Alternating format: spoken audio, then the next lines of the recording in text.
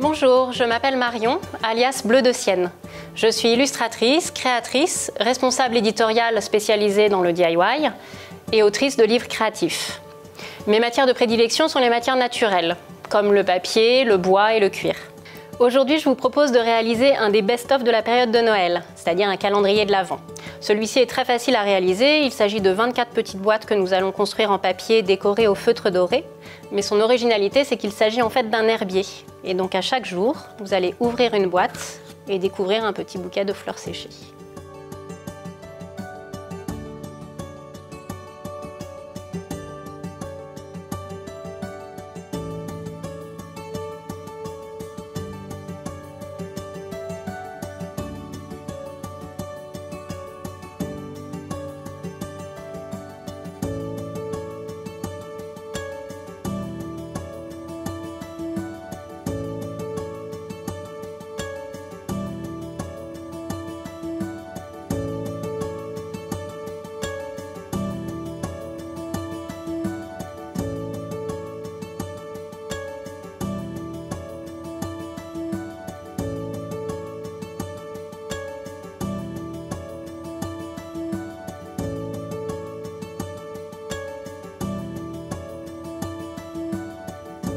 En dessous de cette vidéo, vous allez trouver un lien qui va vous permettre de télécharger et d'imprimer les 24 gabarits des boîtes de ce calendrier.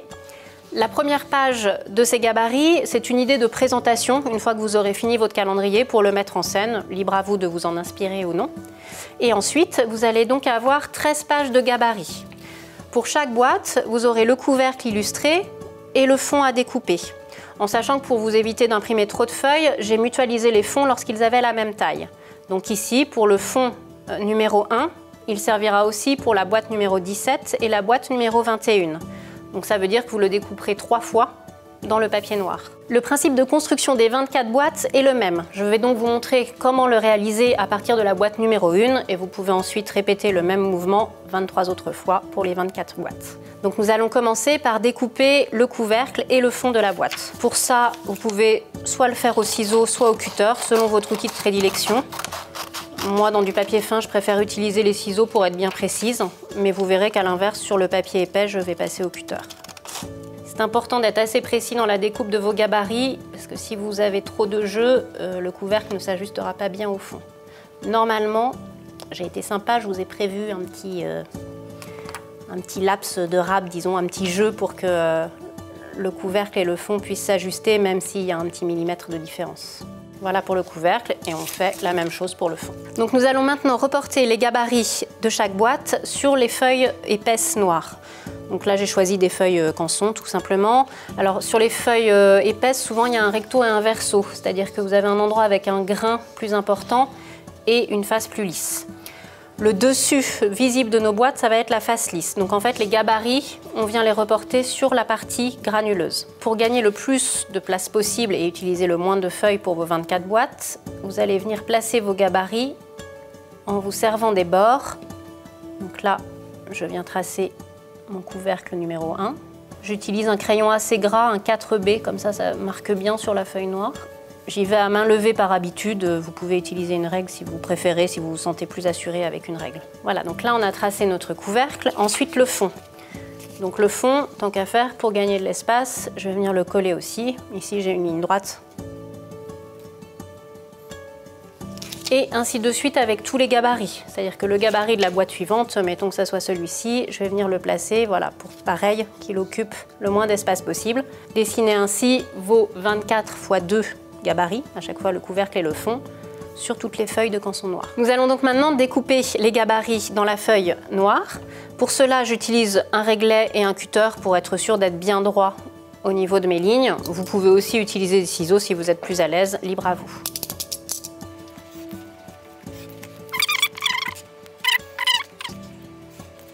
Voilà, et ensuite, je viens redécouper les angles pour les languettes. Voilà notre couvercle, on va faire la même chose avec le fond de la boîte. Maintenant nous allons marquer les plis, c'est-à-dire c'est ce qui va permettre justement de former les côtés de chaque couvercle et de chaque fond et de coller les languettes. On était sur le verso de nos boîtes, là où on a dessiné le patron. On retourne donc chaque élément pour être sur la partie recto. Et là, le cutter devient indispensable, vous ne pouvez pas le faire au ciseau. Éventuellement, vous pouvez le faire avec un plioir. Moi, j'avoue que je suis plus adepte du cutter très léger. C'est-à-dire qu'on va venir marquer, en fait, les verticales et les horizontales sur chaque élément sans appuyer. Si vous ne vous faites pas totalement confiance au cutter, vous pouvez aussi utiliser un cutter qui a une lame émoussée. Ainsi, vous êtes sûr qu'il ne va pas couper complètement votre papier. Donc là, je viens de tracer 2 verticales. Je retourne mon gabarit. Et je vais venir marquer les plis, pareil ici à la verticale, voilà, en me basant sur les... En fait, les 2 triangles vont être les languettes, et ici, ça va être le côté de la boîte. Passons aux motifs qui ornent chaque petit couvercle. Donc vous allez donc, dans un premier temps, décalquer le motif sur le calque. Si besoin, vous pouvez fixer votre feuille avec un petit morceau d'adhésif pour éviter de bouger pendant le tracé. La première chose que vous allez faire, c'est marquer les 4 angles de votre couvercle, puisque vous l'aurez compris, toutes ces parties-là vont être pliées. Donc en fait, votre boîte, elle fait cette taille-là. Donc là, je viens marquer 4 petits points aux 4 angles. En fait, ces 4 petits points vont tout bêtement vous permettre après de pouvoir positionner votre calque sur le couvercle noir et de vous rendre compte où sont les 4 angles. Et ensuite, on vient décalquer le chiffre. Donc pareil, là, j'utilise toujours un crayon gras, un 4B, parce que l'idée, c'est qu'il va falloir pouvoir lire ensuite le motif décalqué sur du papier noir. Alors par contre, pour les motifs, ne vous embêtez pas à les remplir, vous faites juste les contours.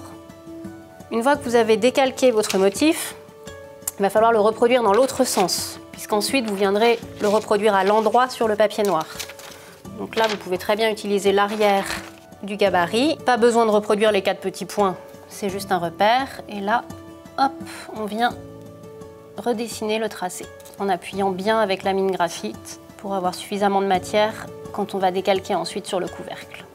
Autant sur les chiffres, c'est bien d'être précis, que les numéros de votre calendrier de l'Avent soient lisibles.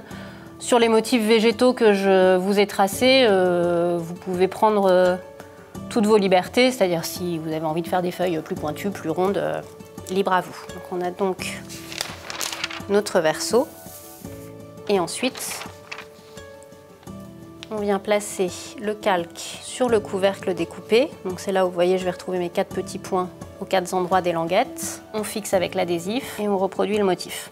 N'hésitez pas à bien tailler votre crayon régulièrement car la mine s'émousse vite comme on appuie dessus. Ce que vous pouvez faire aussi à cette dernière étape, c'est utiliser un stylo bille plutôt que le crayon. Pour le coup, en appuyant pas trop pour ne pas non plus marquer le papier. Voilà, et donc là, si je joue un peu avec la lumière, vous voyez, on voit notre numéro qui apparaît et la feuille. Nous allons donc passer au dessin des motifs. Alors pour cela, secouez bien vos feutres Posca avant utilisation. S'ils n'ont jamais servi, pensez bien à les amorcer sur une feuille blanche à côté, c'est important. Là, moi, je m'en suis déjà servi, donc vous voyez, la pointe est déjà chargée en peinture. Lorsque c'est la première fois, votre pointe est sèche. Donc du coup, il faut vraiment bien secouer pendant au moins 30 secondes, je dirais, et venir sur une feuille blanche amorcer le crayon en appuyant sur la pointe. Donc tous les motifs, je viens d'abord les dessiner au feutre fin. C'est un peu le même principe qu'un vitrail. En fait, c'est-à-dire qu'on va délimiter le contour du chiffre et des motifs végétaux avec le feutre fin, et ensuite on verra si on vient les remplir avec différents jeux de vide et de plein. Donc là, il faut avoir une main un petit peu sûre. N'hésitez pas à vous entraîner avant si vous le souhaitez. Je vous déconseille pour cette étape de prendre la règle pour faire des traits droits. Vous risquez fortement d'avoir des bavures. Les feutres Posca, ce sont des encres gouache, donc c'est comme si vous veniez avec de la peinture dessinée. Vous ne viendriez pas avec un pinceau contre une règle, c'est pas possible. Donc là, c'est un peu la matière fait qu'il faut éviter la règle. Bon, après, on est sur quelque chose de dessiné, donc la maladresse du trait peut être aussi un avantage. Donc voilà pour le chiffre, et ensuite pour le motif.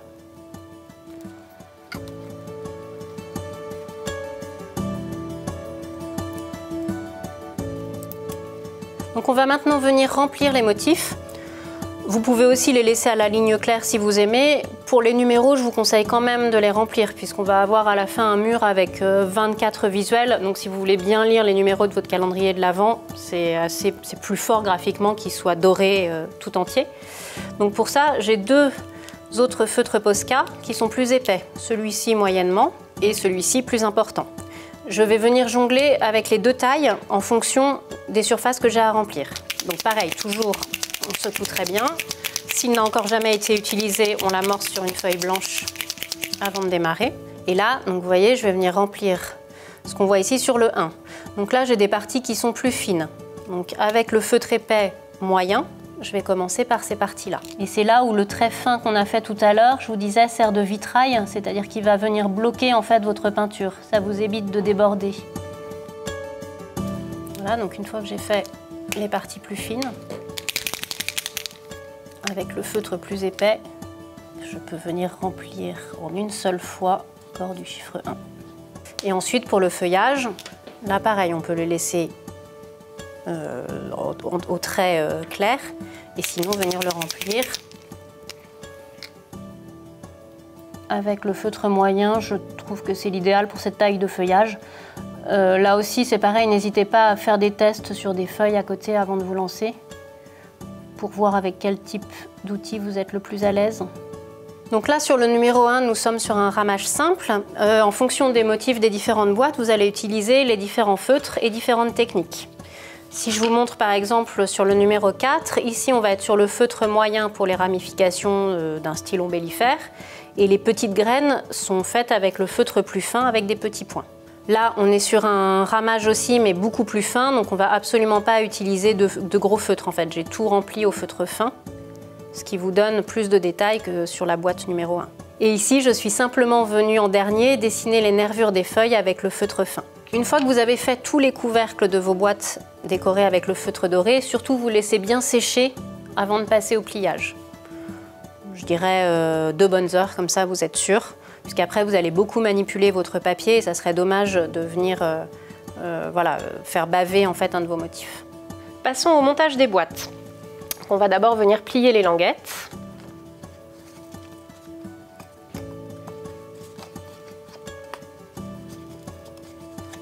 Voilà, grâce au petit trait de cutter qu'on a fait précédemment, les plis se font tout seuls.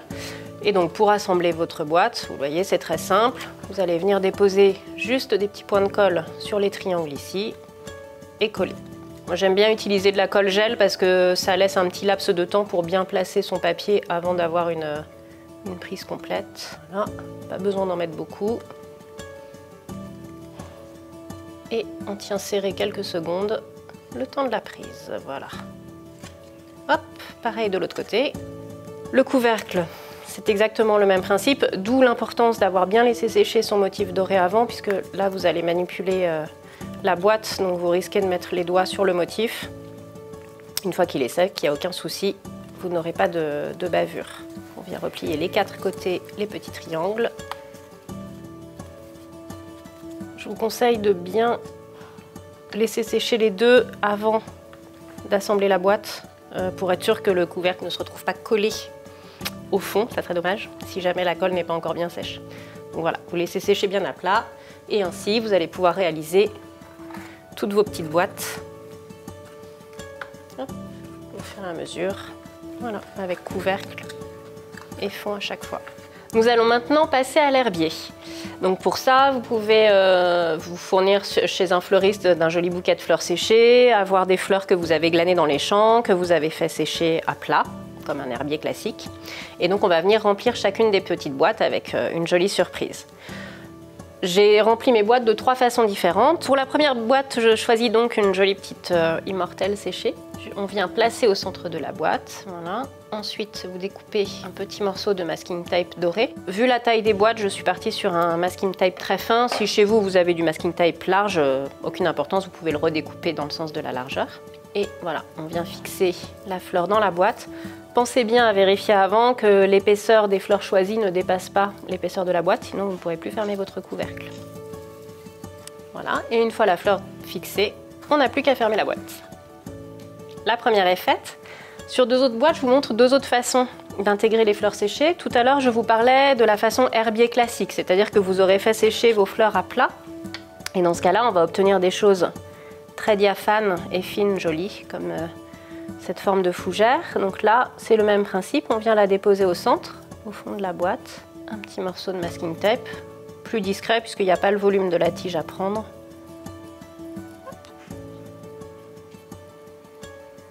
et on referme. Si vous n'avez pas envie d'avoir le jeu du masking tape, vous pouvez aussi déposer un point de colle sur ces fleurs-là, il n'y a aucun souci. Sur les fleurs en volume, je pense que ça risque de se décoller. Il y a vraiment besoin d'un maintien avec le volume de la tige, donc c'est préférable de rester sur le masking tape. Et enfin, sur les boîtes plus grandes, vous pouvez vous amuser à créer de vrais petits bouquets de fleurs séchées. Donc par exemple, là, alors soit vous pouvez venir découper des éléments dans votre bouquet. Je vais prendre un petit chardon, là voilà, on va jouer avec les couleurs, une petite rose et un petit mimi. Je sais pas, chez moi on appelle ça des mimis. Donc voilà, vous formez votre bouquet. Donc là, n'hésitez pas à prendre un morceau de masking tape un petit peu plus long puisque vous allez avoir toutes les tiges à assembler entre elles. Comme pour les bouquets classiques, amusez-vous plutôt à jouer avec des nombres impairs de fleurs, c'est-à-dire 3, 5 et éventuellement 7 si c'est des toutes petites, mais c'est toujours plus joli d'avoir un nombre impair pour la composition. Vous fixez et vous fermez. Maintenant que vous avez rempli vos 23 premières petites boîtes, on va passer à la numéro 24. Comme c'est le clou de votre calendrier de l'Avent, on va réaliser une très jolie couronne en petites fleurs séchées pour que voilà, le numéro 24, l'Avent Noël, soit une belle surprise. Donc pour ça, vous allez prendre du fil de fer recuit, très facile à manier. Et donc on va venir créer la base de notre couronne. J'utilise un récipient rond, il va falloir que ça rentre dans votre boîte 24. Donc voilà, vous pouvez même utiliser à la limite le motif pour vous servir de base, c'est-à-dire faire une couronne qui sera maximum de cette taille-là, voire un peu plus petite. Puisqu'après on va avoir le volume des fleurs séchées qui vient dessus. Voilà, mon récipient me permet de créer ma base ronde. Vous voyez, je ne me mets pas en haut, plutôt ici, comme ça ma couronne va être un petit peu plus petite et je vais pouvoir avoir des fleurs séchées plus larges. Là, une fois que j'ai mon rond, je viens entortiller mon fil de fer, je le coupe. C'est du fil de métal recuit, donc l'avantage c'est que ça se met facilement en forme, ça se déforme aussi facilement, mais pas de panique, vous pouvez toujours venir en cours de route la reformer. Voilà, on vérifie qu'elle va bien rentrer dans la boîte, c'est parfait. On va pouvoir maintenant habiller notre couronne avec des fleurs. Donc passons maintenant à l'habillage de la couronne avec des petites fleurs. Pour ça, dans notre bouquet, on va venir choisir plein de petites fleurs différentes et en les coupant vraiment à ras, c'est-à-dire que vous laissez un petit centimètre de tige. Voilà, vraiment très peu de base. Moi, j'aime bien alterner voilà, des fleurs simples et puis des petits bouquets un peu plus volumineux qui vont ramener, comme dans une vraie couronne, vous pouvez alterner des fleurs et du feuillage.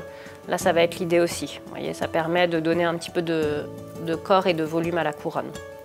Fleurs comme ça. Pour les chardons, essayez de choisir dans les plus petites tailles, hein, parce qu'on est quand même sur un...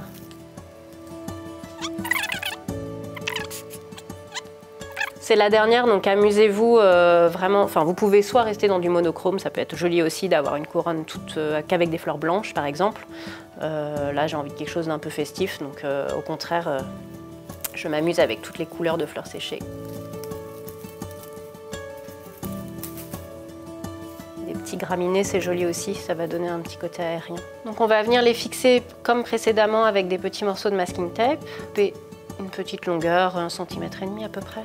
Et alors, contrairement aux autres boîtes où on vient fixer à plat, là, vous allez vous servir du petit morceau de tige que vous avez gardé sur chaque fleur et enrouler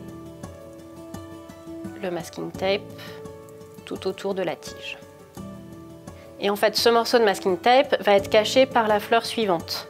D'où l'idée aussi d'alterner des fleurs un peu imposantes et des morceaux un petit peu aériens. Parce que vous voyez là, si je viens déposer mes petites branches de fleurs séchées, hop, elles sont plus aériennes, donc elles viennent facilement cacher le masking tape. Ne faites pas l'erreur habituelle d'ailleurs que j'ai faite aussi en créant ce tuto au départ, c'est de venir en sens inverse en fait, de penser sa couronne comme ça. Vous allez avoir beaucoup plus de mal à venir coller votre masking tape sous une fleur déjà présente. Donc pensez bien en fait à ne pas aller dans le sens des aiguilles d'une montre, mais à l'inverse, dans ce sens-là.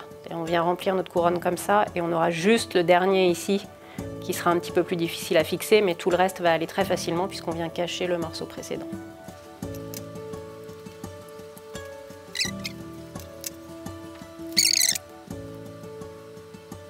Selon le rendu que vous souhaitez, vous pouvez plus ou moins serrer en fait vos végétaux, avoir quelque chose de très dense ou au contraire d'assez aérien. Les boîtes n'étant pas immenses, moi je trouve joli d'avoir un peu d'aérien sur le fond noir, ça va se détacher, ça va donner de la légèreté. Donc voilà, vous voyez l'espacement à peu près que je laisse. Alors là, justement, comme j'ai ma partie torsadée, je vais venir avec un végétal assez dense. Vous voyez, j'ai essayé avec celui-ci. Ça ne va pas forcément bien couvrir le fil doré complètement. Là, on sera sur quelque chose voilà, qui va cacher l'armature.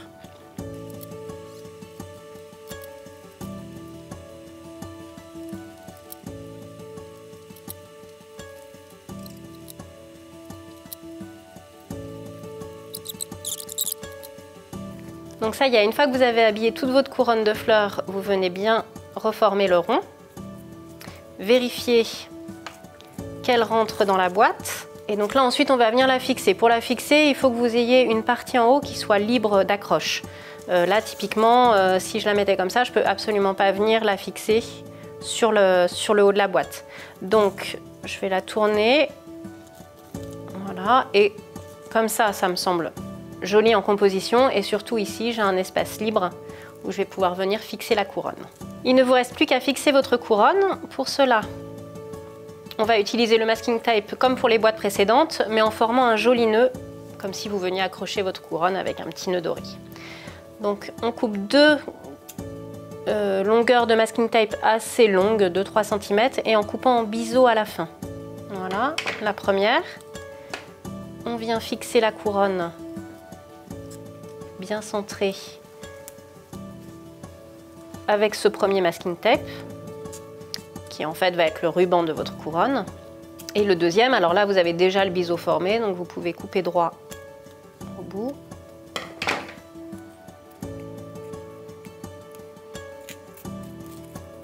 Voilà, le deuxième ruban de la couronne, ne reste plus qu'à créer les petits nœuds. Vous coupez 1,5 cm de masking tape environ.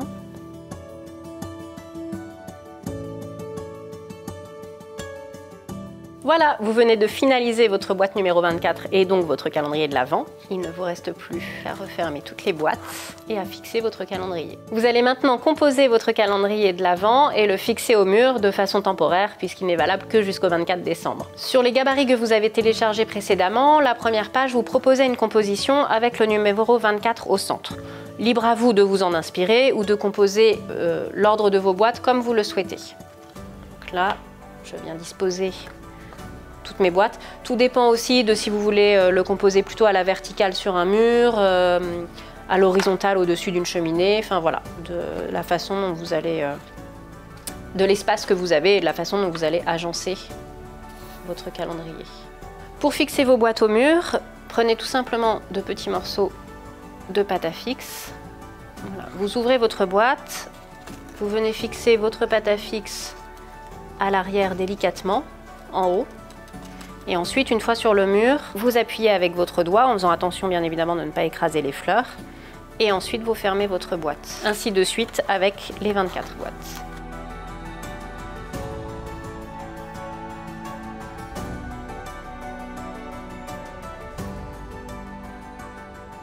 Félicitations, vous venez de terminer votre calendrier de l'Avent Esprit Herbier.